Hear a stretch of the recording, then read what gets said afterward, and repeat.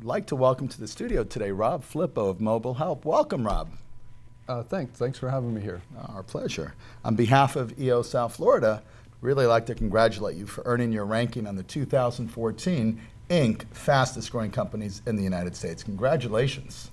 Thank you very much. We're very proud of being on that list and making the grade this year. That's excellent. So tell us a little bit about Mobile Help. What does your company do?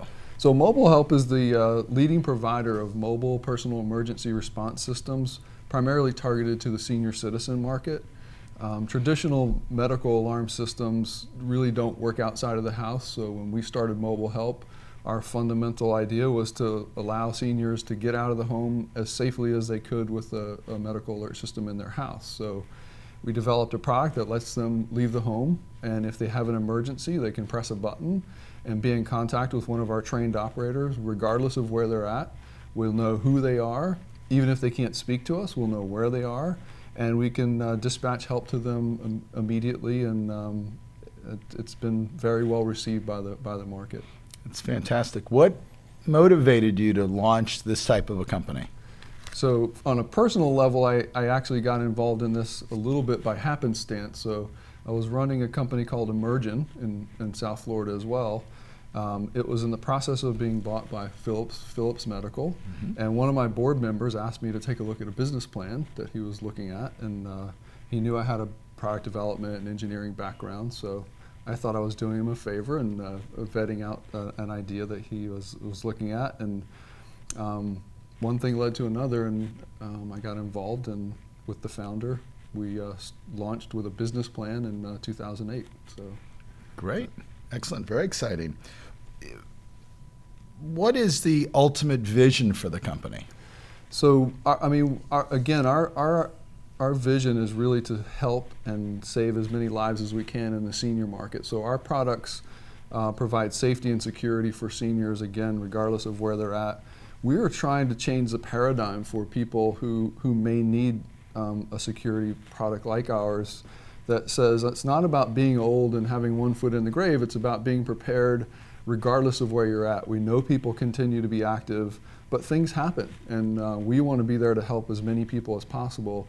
And we save lives every day. That's really what we do.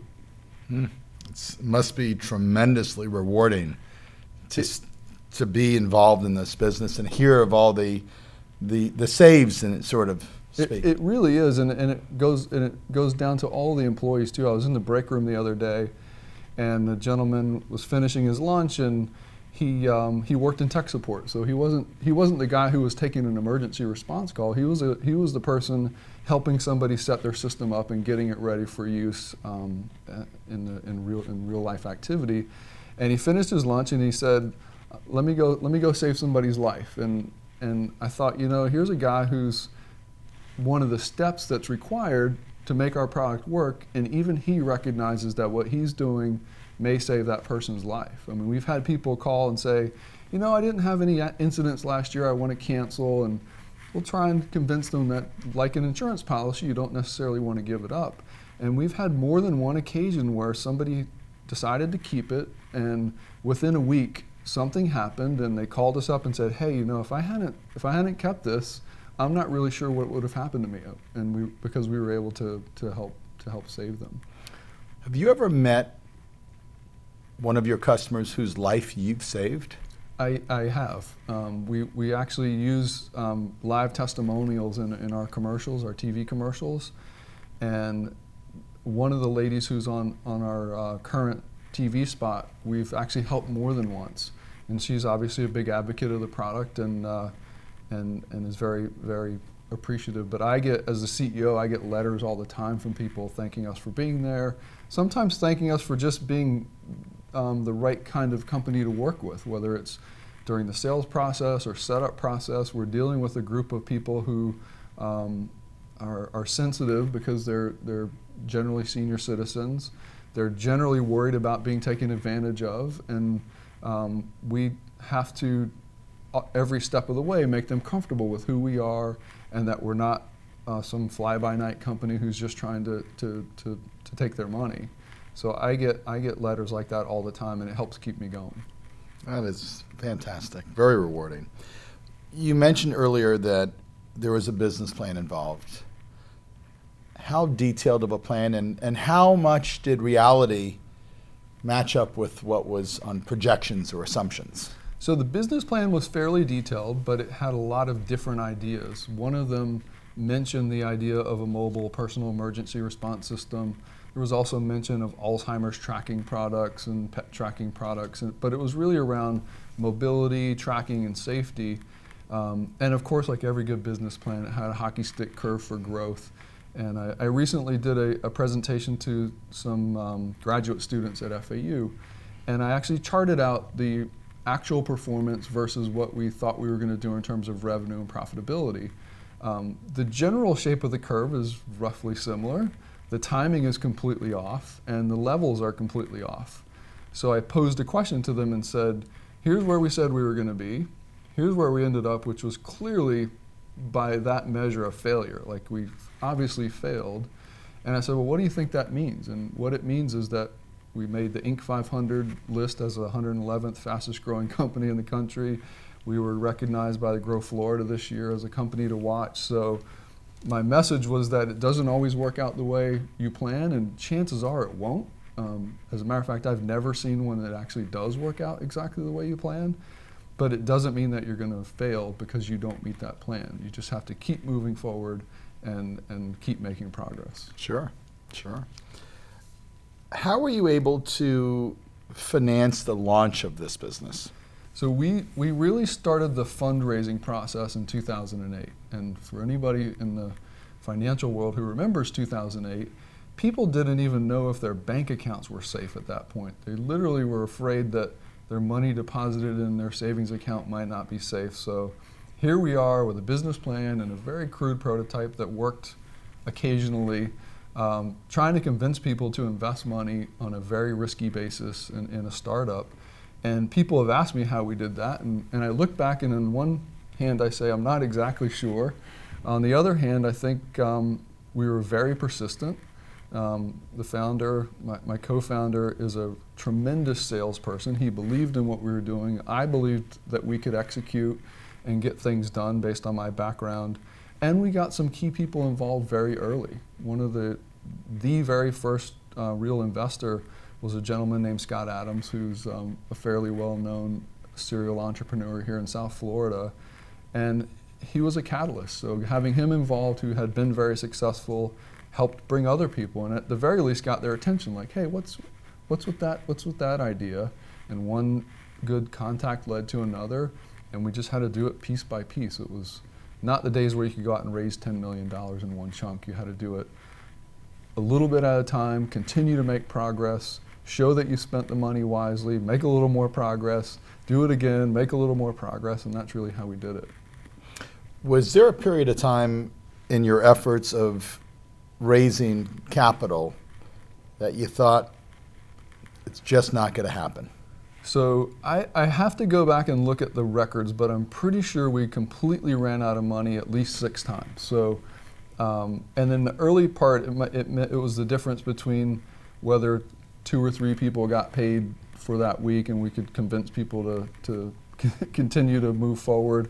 As it got later and we had more people and more families essentially at stake, it got much more tenuous and stressful, but we always managed to get to sort of pull it off right at the last minute. We had one of our board members actually write a check after one of our board meetings to keep things going. So it was always hit or miss in that respect, but we always managed to make progress and convince people we could succeed.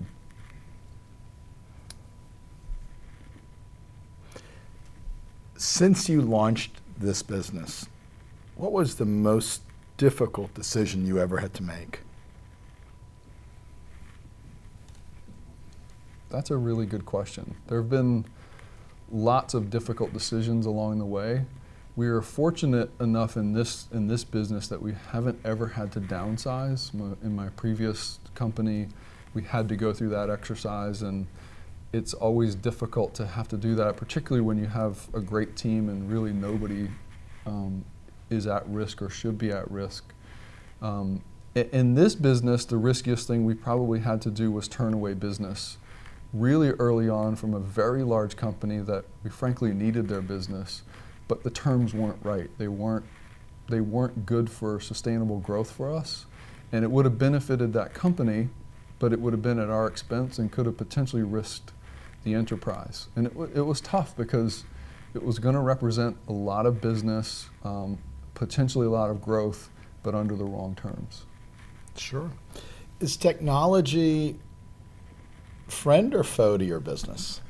It's actually a friend. So in previous roles that I've had, technology moves very quickly. When I was at Motorola, the technology moved so that every 6 to 8 months you had to have new products out.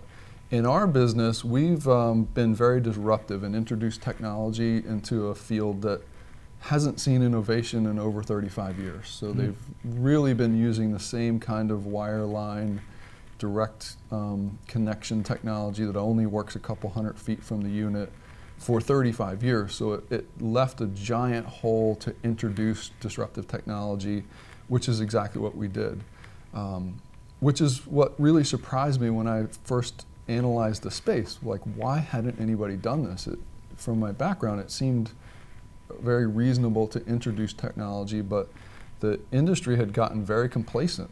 Things worked well. They could charge a certain amount of money for what they had, and it was very inexpensive to deliver. So they had no reason to really make a change. So for us to introduce technology, it really opened up a whole new market within that market.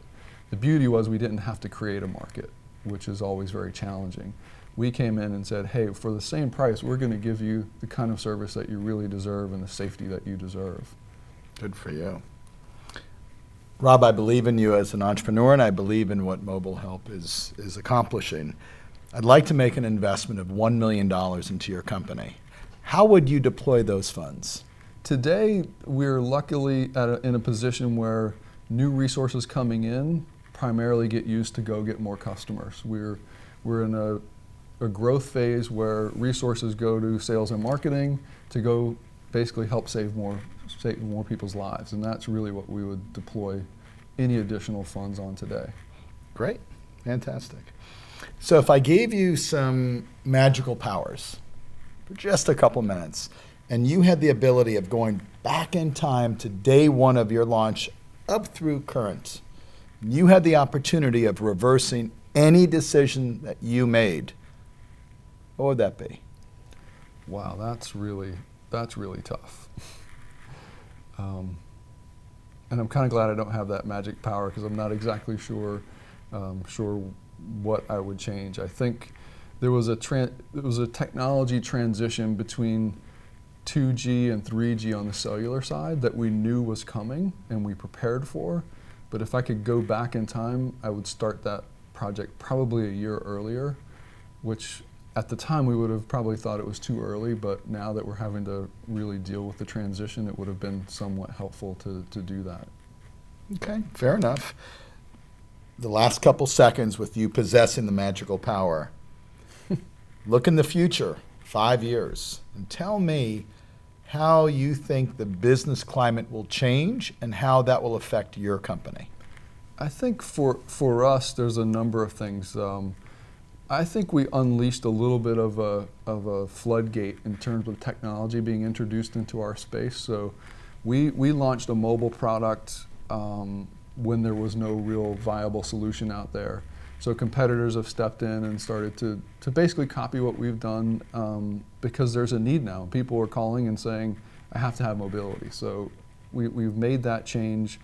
I think there's going to be a continuation of technology evolution in the space, and we're really trying to lead that every day and continue to make it a product that frankly doesn't have the same reputation as previous products. So if I had that magic power and could force something to change, it would really be the perception, because there's so many people out there who really need the kind of security that we offer that don't do it because the perception is so negative that if you need this kind of a product, you're just frail, and people don't pull the trigger, and they really should. So you have competitors that are now nipping at your heels and basically they emulated your success. How do you deal with them? Well, luckily for us, we still believe we have the best solution, so they couldn't completely emulate what we've done.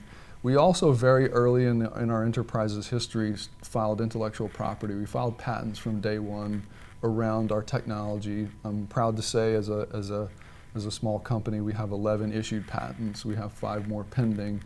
So we have built some barriers to essentially copying what we've done.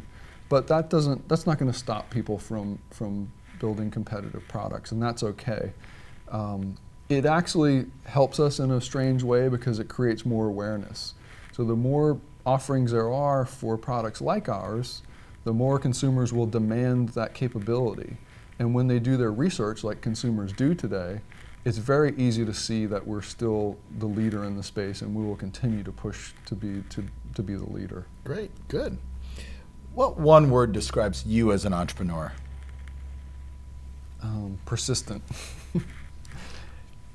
In your opinion, are entrepreneurs born or are they made? I think that you probably have to have, besides a slight screw loose, to be an entrepreneur, you probably had some inkling of it from the time you were really young. So when I took my dad's lawnmower and started mowing lawns when I was 10 and built the business model around him paying for the gas and me collecting the money, I think that was probably an early sign that I probably had some entrepreneurial spirit. From what I've seen from entrepreneurs that I know, it seems to be something that was kind of built into their core for a long time. Right. I spent a number of years in the corporate world and think that was very, very good experience. I worked for 2 very large companies, got some great experience there, but at the end of the day, I never felt like what I was personally doing impacted the business. If I was a cog in a $30 billion wheel, there was just nothing I could do to substantially impact that business. Today, I can see my impact on a fairly routine basis with decisions we've made, decisions I've made, and how they directly impact the business. So you're a little bit unique. You have both corporate experience and entrepreneurial experience. Do you feel as an entrepreneur that you have an advantage over corporate-owned competitors, and if so, why? I think I do in the sense that I'll give you an example. When we were raising funds, one of the things that people would point out on a very regular basis, so we're nobody, we were just starting, and people would say, Philips is going to crush you. They have resources beyond your imagination, and there's no way you can compete. And it really reminds me of the David and Goliath story. But having been Goliath before, I could, with a straight face, tell them they can't move fast enough. They think they know what they want to do, but there'll be 7 subcommittees trying to decide how they move forward.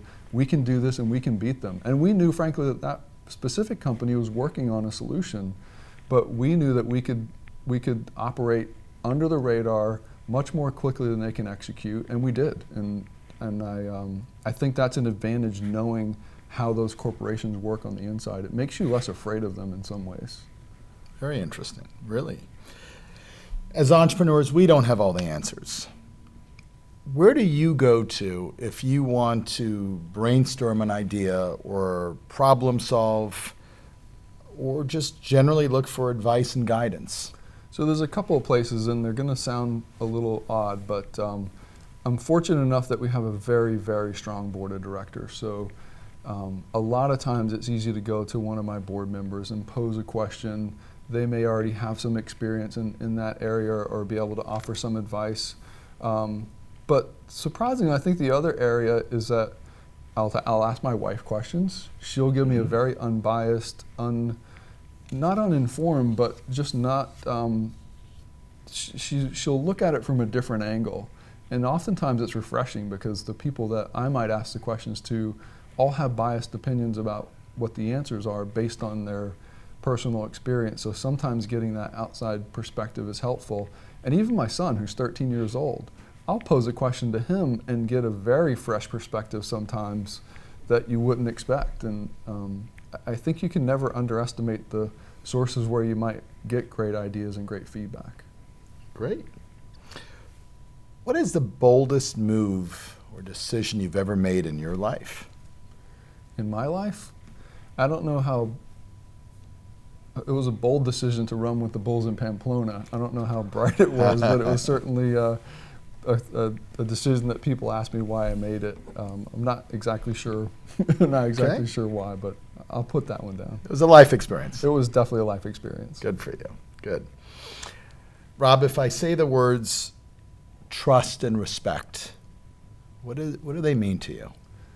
They mean that at the core, whoever you're talking to does what they say they're going to do and essentially isn't lying to you. So I'm a big fan of essentially doing what I say I'm going to do. And if that means I have to give bad news because I know that I can't deliver, you have to be willing to do that. And when you get to the point where you know who you can trust, it makes business decisions so much easier because those trustworthy colleagues, when they say they're going to do something, they deliver. Those that aren't, now there's always some unknown and uncertainty as you're trying to make your planning. So those on the trust side, I think that's really what springs to my mind. On the respect side, it's really as simple as treating people the way you want to be treated, and the way you project respect as a leader in the organization really permeates its way through the organization. And frankly, disrespect just can't be tolerated. Exactly. Final question. Let's pretend for a moment that when you wake up tomorrow morning, mobile help is not there. What's the next company you're going to launch? That is another really good question. I think between Emergent and mobile help, one of the things I've recognized that the healthcare industry in general represents so much opportunity for new ways to do business. Frankly, what we did at Mobile Help changed the industry and continues to change that industry. There are a lot of other healthcare industries that are ripe for good ideas and good businesses that will frankly help save us all money. We know that the healthcare system in general can't support what's coming in terms of the aging population. So there are going to have to be a lot of entrepreneurs coming up with very clever, innovative ways to really help save money in that system. And I think the sky's the limit in that world. Great, great. Again, congratulations on behalf of EO South Florida for your amazing success, your ranking on the 2014 fastest growing privately held companies in the United States. And thank you so much for helping to continue to fuel the entrepreneurial spirit in South Florida. Congratulations. Great having you in our studio. Thank you very much. Be well.